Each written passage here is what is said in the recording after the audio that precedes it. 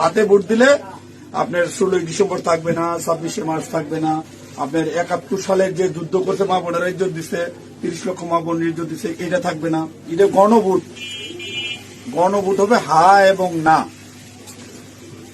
যদি আপনারা যারা আওয়ামী লীগ করেন, যারা অন্যান্য দল করেন, তাদের জ্ঞাতার্থে সুবিধার্থে আমি জানাচ্ছি, যদি হা জয়যুক্ত হয় কোনো ক্রমে, সারা দেশে যদি হা জয়যুক্ত করা মানে ভোটে জয়যুক্ত হয়, তাহলে এদেশের স্বাধীনতার পরে 72-এ যে একটা সংবিধান ছিল, শেখ মুজিবুর সাহেব করেছিল, ডক্টর কামালের হাতে লেখা,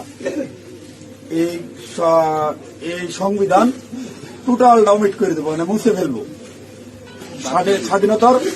স্বাধীনতার যে আছে 71 সালে যে যুদ্ধটা হয়েছিল, এই যুদ্ধটা 71 সালের কোন ঘটনায় বাংলাদেশে আর থাকবে না। আপনার ইয়ের মধ্যে যে সংস্কার করতে চাইতেছে, যে সংস্কারের জন্য হানা বুট হইতেছে, এদের মধ্যে লেখা আছে 71 সালকে বাদ দিয়ে 24-এ যে ইটা হয়েছে, গণঅভ্যুত্থান হয়েছে, 71 জায়গাটা নিবে 24 সাল। কেন নিবে? এটা একটা কারণ আছে, জামাত ইসলামের একটা কারণ আছে। জামাত ইসলাম 71 সালে দেশে স্বাধীনতা চায় না, এদেশে বাংলাদেশের স্বাধীন হোক, বাংলাদেশ স্বাধীন হোক, জামাত ইসলাম কিন্তু এটা চাই নাই। যারা আওয়ামী লীগ করেন তারা একটু খেয়াল করে শোনেন।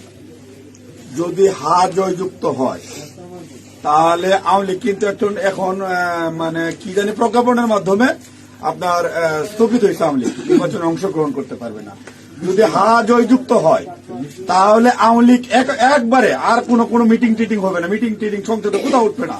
ওই হার মধ্যে এই লেখা আছে আওয়ামী লীগ নিষিদ্ধ।